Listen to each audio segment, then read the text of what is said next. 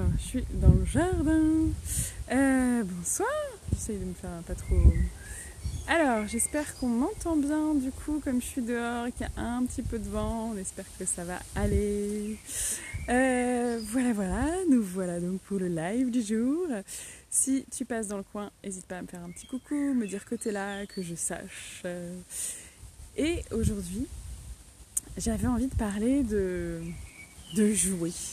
J'avais envie de parler de jouer parce qu'en fait, je me demandais un petit peu de quoi j'allais parler aujourd'hui. Et puis, avant de faire ce live, j'ai pris un petit peu de temps justement pour jouer, pour passer un petit peu de temps avec ma fille. Et voilà, juste quelques minutes pour jouer ensemble. Et je pense que c'est quelque chose d'hyper important de se dire que... Ah, coucou Émilie! De se dire que c'est important de prendre ce temps-là en fait. C'est important de se dire parfois, bah tant pis si on fait pas à manger tout de suite, tant pis si on fait pas les douches tout de suite, tant pis si... Ah, coucou Magali! En fait, je pense qu'il y a des moments où il y a des priorités. Et qu'on a tendance à se dire, allez, on court dans tous les sens, on va faire le bain, on va faire le repas du soir, Ouais, on a vraiment cette façon de courir dans tous les sens, tout le temps. Et je trouve ça dommage parce que ça nous empêche de prendre ce temps-là, ce petit moment, qui n'est pas forcément long parce que il y a plein de jeux qui durent 5 minutes, 10 minutes. Et ça fait beaucoup de bien, à la fois à l'enfant et à la fois à nous. Alors après, ça nous fait du bien aussi quand on arrive à le faire sans être stressé, sans être en train de se dire « Oh là là, c'est une contrainte, ça me saoule ».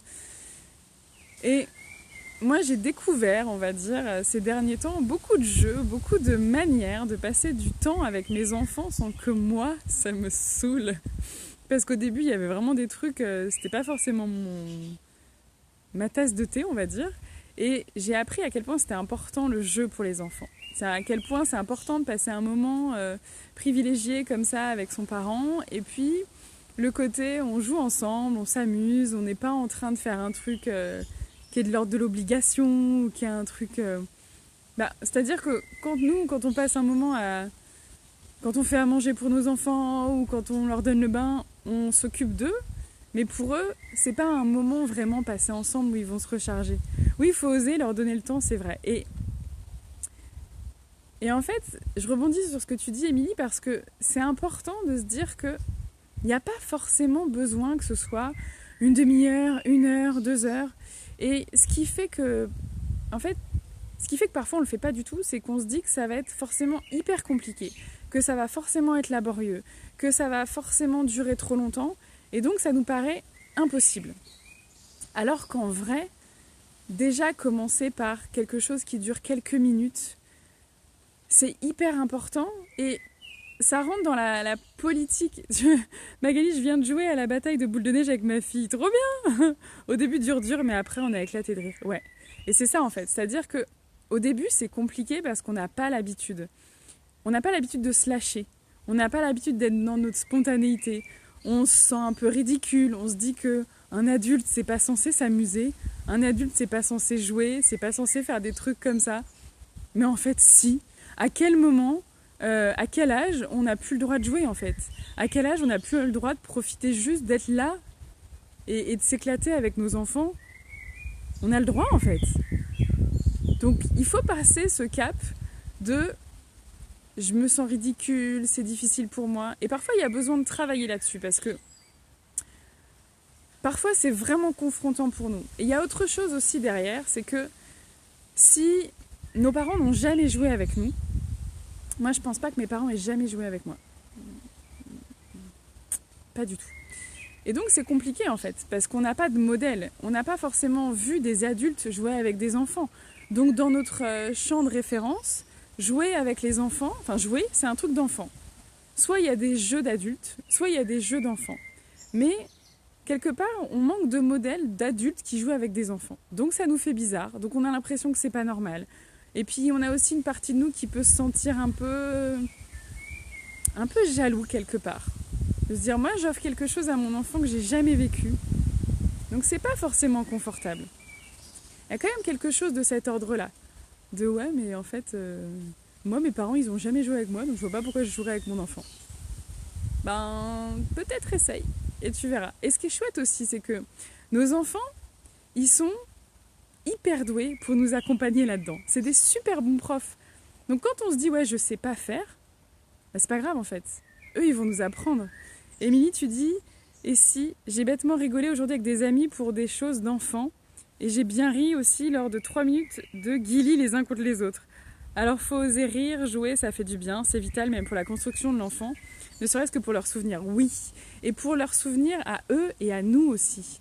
Et tous ces jeux-là, tous ces moments passés ensemble, ça nous fait aussi vachement baisser le stress. Ça nous redonne de l'énergie. Alors, c'est pour ça que c'est important de savoir dans quel état d'esprit tu le fais. Si tu le fais en disant « il faut que je joue avec mes enfants », ça va être compliqué. Il faut que je passe un moment avec eux, mais ça me saoule, ça va être compliqué. Donc c'est comment tu vas faire pour que toi, ça devienne quelque chose de sympa pour toi. Quel est le jeu qui va te plaire? Quelle est la façon de l'amener qui va te plaire? Qu'est-ce que tu peux rajouter en fait pour que toi, ça te fasse plaisir? Moi, je sais que, par exemple, au Qui-est, alors le Qui-est, c'est pas forcément un jeu que j'aime beaucoup, mais mes enfants aimaient beaucoup. Et donc, je joue au Qui-est avec ma fille, mais en fait, j'essayais de perdre. Et c'était drôle parce qu'on a commencé à jouer à ça, elle devait avoir 3-4 ans, et perdre au Qui-est contre une enfant de 3-4 ans, c'est pas forcément simple. Donc, j'essayais de poser les questions les plus nulles possibles, pour être sûre de pas baisser trop de cartes et de lui montrer des trucs. Donc, c'était là mon challenge en fait. Et donc ça devenait fun pour moi. Ça devenait fun d'essayer de perdre. Parce que c'est aussi important en fait de laisser l'opportunité à nos enfants de gagner. Et on a parfois cette idée-là de se dire que oui, mais il faut qu'ils apprennent à perdre. Bah, en fait, si tu regardes les personnes tous les entraînements en fait pour perdre, faut déjà avoir quand même bien confiance en toi. Accepter de perdre, c'est vraiment avoir suffisamment confiance. Je fais parfois la betterave et il rigole bien, mais qu'est-ce que c'est que la betterave? En tout cas, ça me parle. Je sais pas ce que c'est, mais ça a l'air fun. Et je pense que quand les enfants sont petits, ouais, ils supportent pas de perdre. Et donc, nous, en tant qu'adultes, on peut leur laisser ce moment-là, ce moment où ils vont renforcer un peu leur estime d'eux-mêmes, ce moment où ils vont se sentir un peu plus puissants. Et ils n'ont quand même pas beaucoup de place dans leur vie où ils ont du pouvoir personnel, où ils se sentent puissants, où ils se sentent vraiment dans leur plein pouvoir, en fait. Donc, c'est le moment. Et quand on fait des jeux de... Alors les guilis, tous les jeux de contact comme ça, c'est important aussi d'établir des règles quand même, de faire attention au respect du corps de l'autre, à avoir des règles pour mettre la pause, on va dire, quand il faut. Parce que des fois, les enfants, ils peuvent continuer de rire alors qu'ils ont envie de s'arrêter et ils ont du mal à le dire. Donc nous, on a des mots codes. Bon, c'est stop ou arrête, mais quand la personne le dit, ben, c'est vraiment qu'on arrête. Il faut vraiment respecter ça. Et il y a d'autres jeux, enfin il y a des jeux où on va se batailler un peu, le fameux karaté chaussette qui est un jeu hyper drôle, où en gros on se met sur un lit et puis le but du jeu c'est de retirer les chaussettes de l'autre. Ben c'est hyper drôle. Et en fait quand on arrive à se lâcher un peu, au début on se sent pas bien, mais plus on le fait, plus on se prend nous-mêmes au jeu, plus on rigole, et plus ça nous permet aussi de passer des bons moments et de lâcher un peu la pression. On va revoir un peu tout ça, tout ça, pas de façon théorique, mais dans le programme Oxygène, on va lâcher cette pression. Mais il y a plein de petits moments en fait où on ne s'autorise pas. On continue de courir encore et encore et encore et encore, et on ne s'autorise pas à lâcher. On ne s'autorise pas à faire une pause. Et donc c'est quelques minutes où on va juste s'arrêter dans notre course du quotidien et passer quelques minutes avec notre enfant, à jouer, à rire, à faire n'importe quoi, à faire les bébêtes, à faire les andouilles. Ça nous fait du bien. Ça nous fait vraiment du bien. Ça fait du bien à la relation, ça fait du bien pour diminuer le stress, ça fait du bien pour recharger son énergie.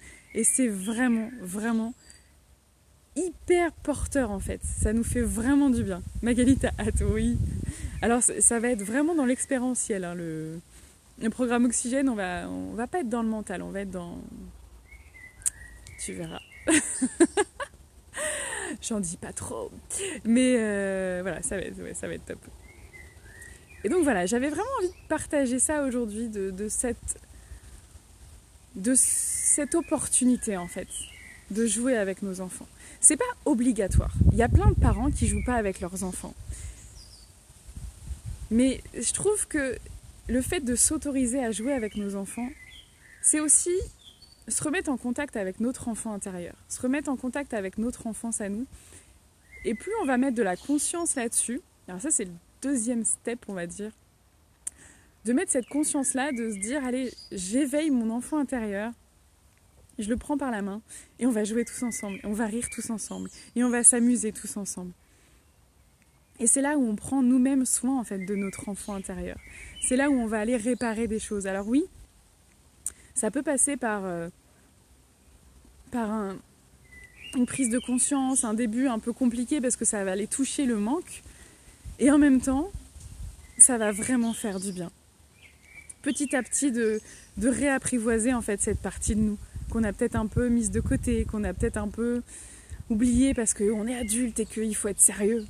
Et moi, je vous invite vraiment à arrêter d'être sérieux parce que la vie, c'est fun. Et c'est tellement plus chouette quand on rigole, quand on s'amuse et quand on lâche un peu ce côté sérieux et tout ça. Voilà. Donc, je vais m'arrêter là pour ce soir. Je vous souhaite une très très belle soirée. Merci les filles d'avoir été là. Ça me fait toujours plaisir de vous voir. Enfin, de vous voir, de savoir que vous êtes là en tout cas. Et je vous dis à très bientôt. N'hésitez pas à jouer avec vos enfants, à me partager les jeux que vous avez faits. Et puis ceux qui verront en replay, à mettre un petit commentaire que je sache que vous avez vu. Voilà, je vous dis à demain pour le prochain live et belle soirée. Ciao.